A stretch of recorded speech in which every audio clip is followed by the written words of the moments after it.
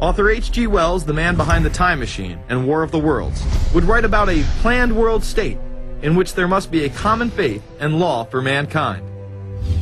In 1939, he would publish a full book on the matter called The New World Order. Wells again has a similar vision, stating that national individualism has to go and that sovereign states must end. He then goes on to write, in the great struggle to evoke westernized world socialism, contemporary governments may vanish. Perhaps his most chilling prediction is that countless people will hate the New World Order, be rendered unhappy by frustration and their passions and ambitions through its advent, and will die protesting against it. Many of them quite gallant and graceful-looking people. Collectivism is that concept where individuals are considered to be discardable, and that the group is more important, and that the ultimate group, of course, is the state. And so it boils down eventually to the fact that the state is the all-important unit of society, and citizens exist only to serve the state. Other men of prominence would also promote a New World Order during the 1960s, including industrialist and former New York Governor Nelson Rockefeller. These are some of the reasons pressing us to lead vigorously towards the true building of a New World Order. Rockefeller would also become vice president under Gerald Ford. Religious leader Pope Paul VI, delegates to international organizations, public officials, gentlemen of the press, teachers and educators, all of you must realize that you have your part to play in the construction of a New World Order. As well as former President Richard Nixon, and the hope that each of us has to build a new world order. However, Nixon was largely a mouthpiece for his most dominant advisor, Secretary of State Henry Kissinger. Kissinger may be the most vocal proponent for a new world order of his era. He has called for it time and time again, in policy papers, meetings, and interviews. Time magazine recognized both Nixon and Kissinger as Men of the Year after announcing their New World Order in China. However, they were working on it long before. In these once classified documents, they both discussed the new order with the president of Indonesia. Mainstream media was even critical of Kissinger's vision in the early 70s. In ragged, spasmodic fashion, a new world order is coming into being, but it looks less and less like the world order that Mr. Kissinger had constructed in his own mind. Kissinger's New World Order would fall under the radar for some time. However, it saw a vast revival during the first Bush administration. Here is Brent Scowcroft, former vice chairman of Kissinger Associates and former national security advisor under both Ford and Bush Sr., as he discusses the New World Order.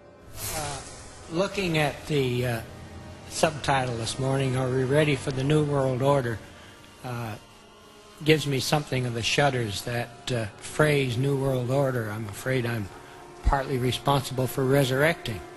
To me, what that symbolized was perhaps a fundamental change in the character of our response to national security issues. Here, Charlie Rose asked Scowcroft, Kissinger, and former national security advisor Zbigniew Brzezinski if we are living in a new world order. Where are we as we think about this time in American foreign policy? Are we at a special moment which is being redefined? Or are we creating a new world order? We're at a moment when the international system is in a period of change like we haven't seen for several hundred years. In some parts of the world, the nation state on which the existing international system was based is either giving up its traditional aspects, like in Europe, or as in the Middle East. George H.W. Bush would campaign for a new world order like no other president before him. He would openly discuss it during his State of the Union address. What is at stake is more than one small country. It is a big idea, a new world order, where diverse nations are drawn together in common cause to achieve the universal aspirations of mankind. Again, a unified Europe was a major goal in creating this order. With few exceptions, the world now stands as one. A year and a half ago, in Germany, I said that our goal was a Europe whole and free. Tonight, Germany is united. Europe has become whole and free. The world can therefore seize this opportunity to fulfill the long-held promise of a new world order. We can find meaning and reward by serving some higher purpose than ourselves. A shining purpose, the illumination of 1,000 points of light. Bush Sr. and his administration would tour and promote this agenda across the board at any given opportunity. The President has spoken often of a new world order. And we have an unprecedented opportunity to build a new era of peace and prosperity here and abroad, to build a new world order. It's my understanding, I think that the President, and I don't know the context of how it came up in his speech last night in New York, said that China must be a part of the new world order. I guess I would like to ask you how you envision China fitting into the new world order. It is a country that we are going to have relationships with by virtue of its geopolitical importance. American officials say breaking down regional and national barriers to the flow of goods and services would represent a spectacular benefit to economies around the world. We are building a new world order. Bush would actually make a commencement address at Maxwell Air Force Base declaring the birth of this order. And that's why I wanted to speak to you today about the new world taking shape around us, about the prospects for a new world order now within our reach. In the coming weeks, I'll be talking in some detail about the possibility of a new world order emerging after the Cold War. But today, I want to discuss another aspect of that order. You see, as the Cold War drew to an end, we saw the possibilities of a new order in which nations work together. It refers to new ways of working with other nations to deter aggression and to achieve stability. As old threats recede, new threats emerge. The quest for the new world order is in part a challenge to keep the dangers of disorder at bay. We must build on the successes of Desert Storm to give new shape and momentum to this new world order. Only when this transformation is complete will we be able to take full measure of the opportunities presented by this new and evolving world order.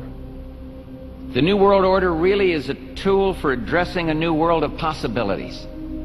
This order gains its mission and shape not just from shared interests, but from shared ideals.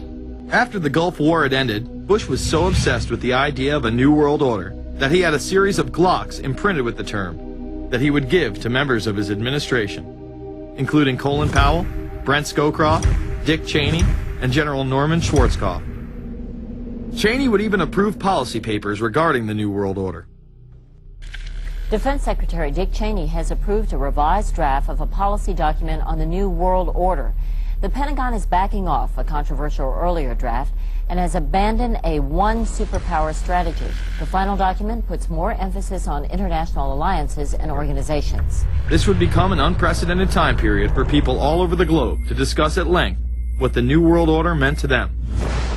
People within the media. Does anybody want to talk about the New World Order? Is there a New World Order out there, or is this a vision that exists in the... He does have his vision, there's no doubt about that. But does that exist in the President's mind, or does it exist out there in reality? This President sees this episode as the first test case, as the first example for the New World Order he is trying to organize. Some people have called it the New World Disorder, and there's a lot of truth to that.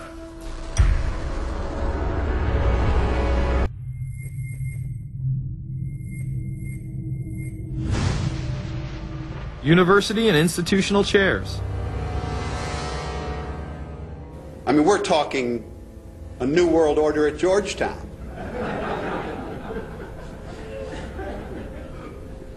And we'd like to be very much a part of it and continue to live. This is a world that is likely to be dominated in the near future, and perhaps longer, by the Gulf War and the New World Order, which is the buzzword of the moment.